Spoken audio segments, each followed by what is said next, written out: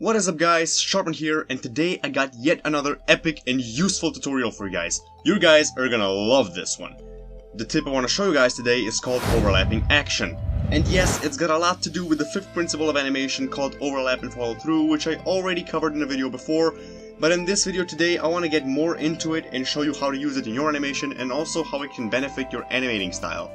Now before we get in the video, I want you to hit that like button and subscribe for more. And also, if the instructions are unclear, you can also join our Discord server for more. Yes, I am advertising myself right now. Now let's get in the video.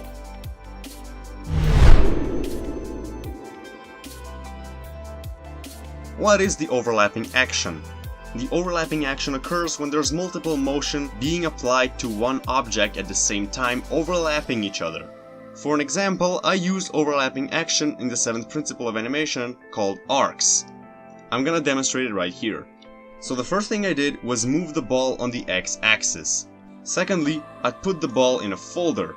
I would set the starting and the ending frame of the folder so they stay on the same place, and then raise the folder up when it's in the middle of the motion. What that made was this little triangular thing. But what happens here is I have the x motion on one timeline and y motion on the other. So I can ease the y motion but keep the x motion linear, which gives me a nice arc. This here is called overlapping action. Why?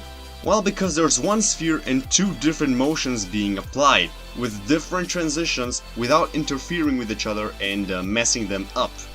So the y motion is eased, but the x motion is not, because the ball always has to be traveling, while the height is affected by the gravity, which makes sense. If I were to take this ball, move it forward, and then just move the ball up, I get the same triangular result as before. But if I try to ease this one, I use the x motion as well, and this doesn't look that nice. Now if I just turn around, I got this nice case here, which just looks a lot better, please guys. Now I'd like to give you guys an example. If you watched my Home Massacre collab, you may have noticed that I, myself, posted a submission for the collab. Now in the beginning of my submission, there is a nice, smooth camera movement. I'm gonna show you how to do that. That was actually a lot of overlapping action on one frame. First of all, I'm just gonna import some random scenery. Once the scenery is here, don't mind that was just my realm world. I'm gonna do the overlapping action with my camera. Importing the camera. Now simply the camera won't be able to make a smooth movement like in my submission. I actually used 3 different folders and layered the motion down to Y, Z, and X. So if I place the camera in a folder, and another folder, and then another folder, I get 3 folders and a camera in the middle. So I'm gonna make the starting frames for the folders so I can move them later. But what I did was use the main folder for the main action. So I'm gonna move the camera left to this place. I want the camera to end here. Okay, maybe a little forward, just like in the middle of the chorus field. Okay, that looks nice. So if I just ease this motion, we get this nice little camera traveling effect. Now this itself doesn't look too nice because it only has one motion, no rotation, no anything. It's just a camera movement. I could have done that with just one camera as well, but the reason I have 3 folders is to keep the Z motion on this folder, the Y motion on this folder, and the X motion on this folder. The camera itself serves as the 4th folder, and I'm gonna use it for rotation, so moving the camera around. So following this principle, I'm gonna use the 2nd folder as the X motion. So when the camera gets here, it kinda goes through this little portal thing. So I'm just gonna move it away here. Now secondly, as the camera goes here, it just holds this thing again. So I'm gonna move it away so it goes over this. And then again, the chorus fields, I don't want that, so I'm gonna move the camera away from the chorus fields as well. If I play this now,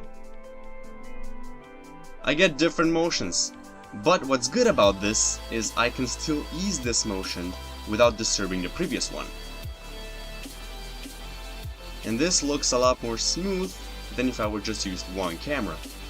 Now the 3rd folder is gonna serve for the Y motion.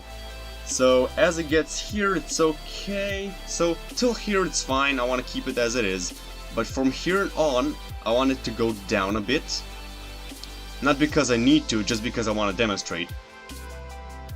I want to keep it the same till here, and then raise it up as it comes here. So just I'm gonna ease the entire thing because not to complicate anything. And this looks pretty smooth. Now for the camera as well. I just want to give the camera a rotation like this. Then a rotation like this. Then a rotation like this. And make it still at the end. Giving this a ease in transition. I mean ease in and out. You get something like this. And it doesn't look too bad, it actually looks pretty damn smooth. Now if you take account that I spent less than 5 minutes doing this, and in my submission I took like 20 minutes, you could get pretty smoother and better effects. What did I want to tell you with this? The lesson is that you can use multiple objects for one motion, and that's when the overlapping action actually takes place. I'm gonna show you how to use the overlapping action on your characters as well. So if I just create a Steve and just make a random derpy animation. Okay, so when I come across your animations, I see a lot of this. Now this is just some random animation. Let's say the character is just recovering from, I don't know, a big jump or something. And there's nothing wrong with the motion itself, but it's wrong how it's positioned. I'm gonna show you a simple trick to make your animation look a lot better. There's a lot of different techniques of overlap and follow through. The one that I explained in my tutorial would be the one that I'm trying to teach you right now. So, as I said, the body parts are delayed from the main character. The body would move first because it has nothing to be delayed from. Then the head is on the body, which should take longer for the head to move than the body. And the arms are really long, so they should take even further, even longer than the head. So if I move the arms like so, even delay the arms between each other, so move one forward, one backwards, this looks better. Plus the character already starts the motion. Let's put this back, shall we? Let's put it like this. So the character already starts the motion after the body parts here are still moving. The body is already starting the next motion, which makes it look more smooth. So if I do this with all of them, just randomly delay the body, I don't know, just throw them around and see how you like it, getting this. Okay, now I'm seeing that this arm right here is a bit too much, so I'm just gonna, put it like this. And this should look better now.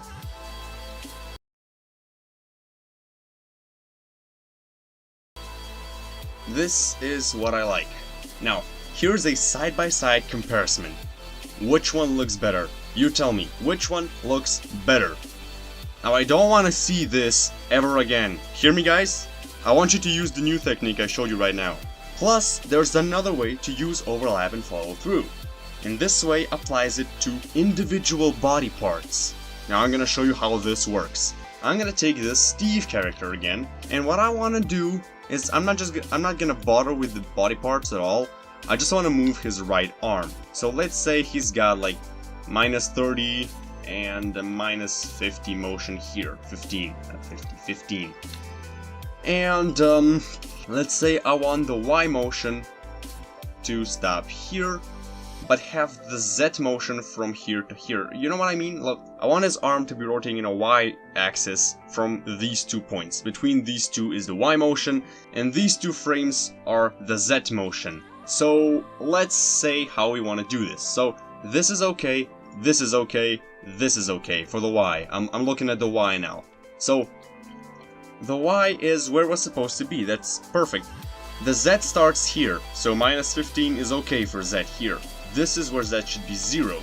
So the only logical thing is that Z should be like -7.5 in between, so play this out. Well, yeah, it does look nice. It gets the effect, but what about the ease in and ease out? Let's say I want to give an ease in here. This is all linear, so at the end I just give it an ease out. So let's see how that goes. This looks ugly, guys. Really ugly. Don't do that. I want to show you a simple technique again by copying this Steve and putting him here so I can show you later. And delete this. I don't want any of this. And even delete this arm motion here. Wouldn't it be easier if you could just split the motions into separate timelines, eh? How do we do that? Oh, I know. Folders. But how the heck are you gonna fit an arm into a folder? That doesn't work because it's locked on the character. What you can do is add a body part, which is gonna be the right arm of Steve.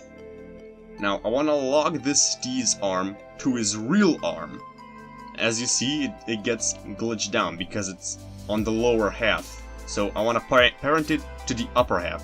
Look what happened if I just bend it here. Yeah, this is what happens when it's on the lower half.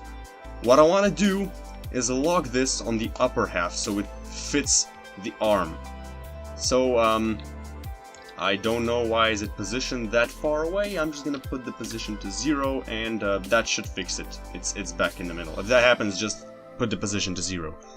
So what can I do? If I rotate the upper arm, it rotates normally. If I rotate the lower arm, well, I just get 2.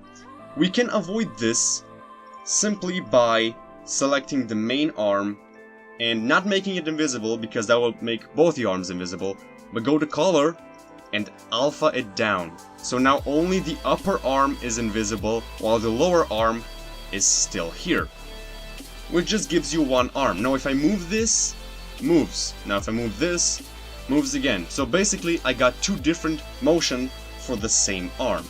Now, I'm gonna apply the Y motion to the upper layer and the Z motion to the bottom layer. So -15, delete this -15 here. So now I got Y on this one, Z on this one, and I can simply move them.